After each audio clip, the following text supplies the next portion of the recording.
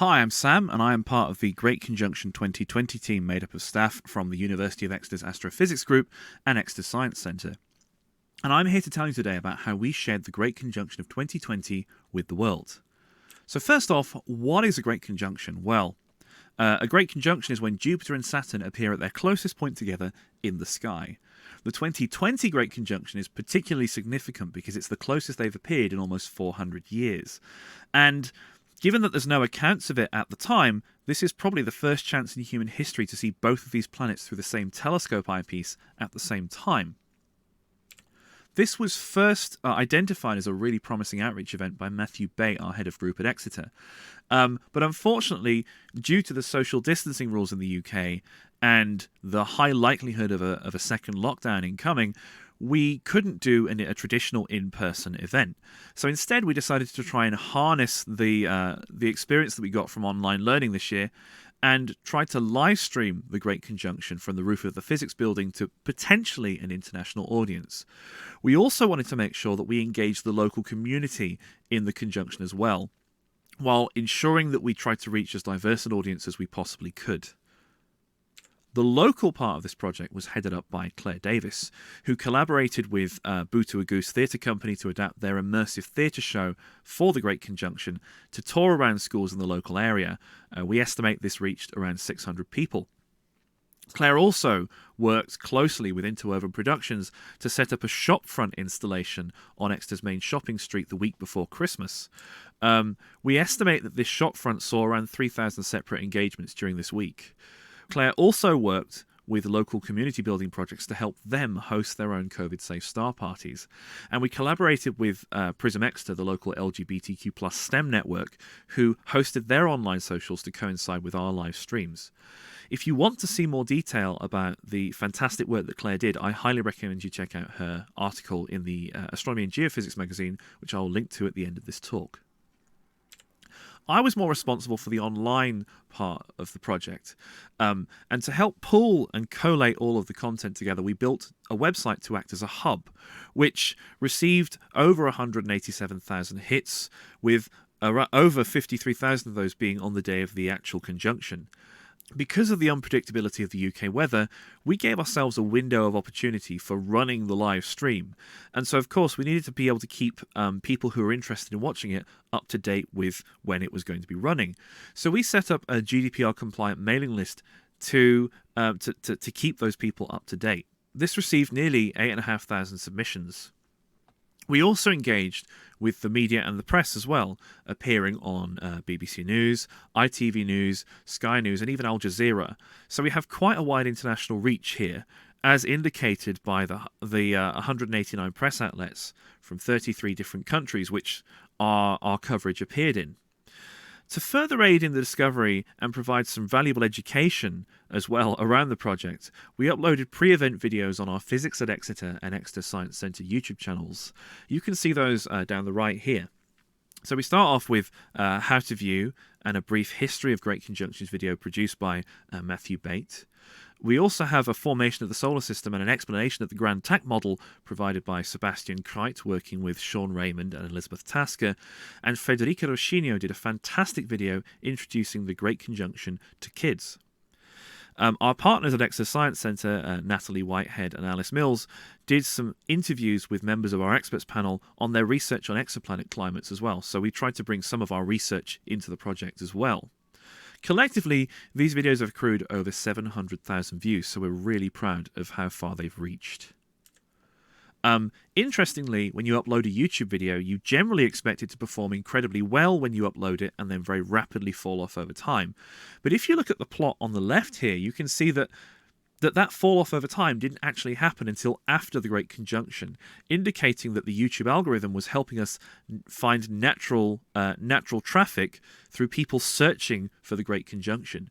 So if you're planning to do an event like this in the future, we highly recommend that you try and get video content out there plenty ahead of time so you can really leverage the natural discoverability provided by the YouTube search algorithm.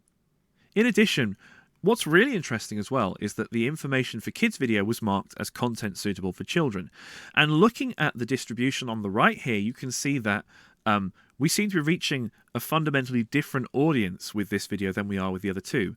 And the reassuring thing is that this audience peaks around about the age that you'd expect to have parents of school-aged children in the UK. And the other thing that's really nice to note about this is that the binary gender split provided by YouTube is much more even than the other two. In addition, we seem to be also getting a lot of traffic on these videos from outside of North America and Europe. So hopefully we're reaching that international audience. Looking towards the actual live stream itself, we were, of course, unfortunately all subjected to social distancing rules. So we only had a minimal crew on the roof of the building running the telescope and infrared cameras. So actually, we needed to find a way of bringing everyone together into one stream. So we set up a real-time messaging protocol server to pull the videos in from those things via Open Broadcaster software, or OBS. So OBS had these video input, these sources as inputs. It streamed those inputs up to the RTMP server, which then proxied down to me, where I vision mixed those together in OBS as well. The presenters and experts panel were also brought in via a Zoom call. So we called all of those people into Zoom, and then I screen captured those and combined them together with the graphics on the screen to stream directly to YouTube. Another very important part of the streaming, which I will come on to in a minute, was also the community moderator.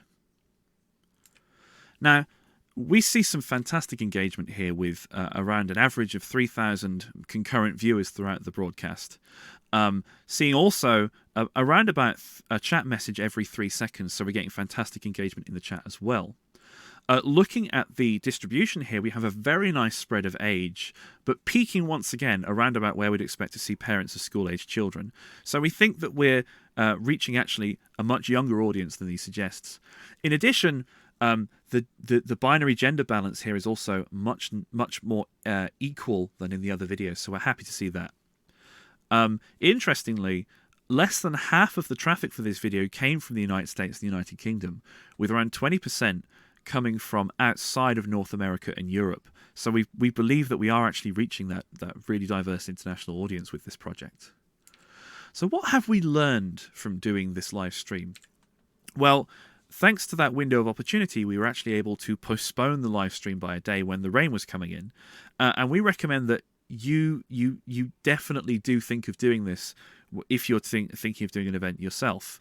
Schedule your live stream ahead of time in the YouTube dashboard, and possibly providing an accompanying video will really aid with the discoverability and drive that natural discoverability from the YouTube algorithm. We really benefited from having a full script for the event that could be collaboratively edited both before the live stream and during the actual live stream as well. This kept everybody updated with things as circumstances changed and made sure we were all on the same page as far as what was coming next. Adrian Uja was able to semi-autonomously moderate and interact the chat without adding extra burden to the hosts. Adrian did a fantastic job of doing this, and also acted as a back channel of moderating and funneling questions to us as well. So that's a really important role.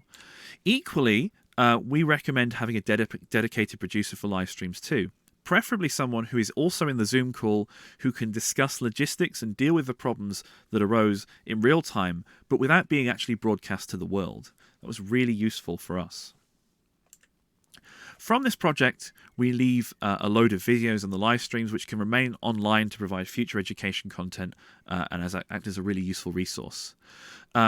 In addition, the Physics at Exeter YouTube channel has now accrued over 1 million video views from this event and has peaked at over 8,500 subscribers, indicating that people really want to see more of the kind of content that we were making for this. This is further borne out by the over 5,000 people who asked to remain informed of future events that we're running on our mailing list. Locally, the Redeveloped Spacecat show can continue to be toured around local schools, engaging more kids in the Great Conjunction. And we've also strengthened our links to local community builders, with Claire Davis becoming an important part of the local network. I'd like to leave you now with a fantastic image that was captured by our astronomer Stephen Reeder on the roof of the physics building the day after the Great Conjunction, a beautiful view of Jupiter and Saturn through the same telescope.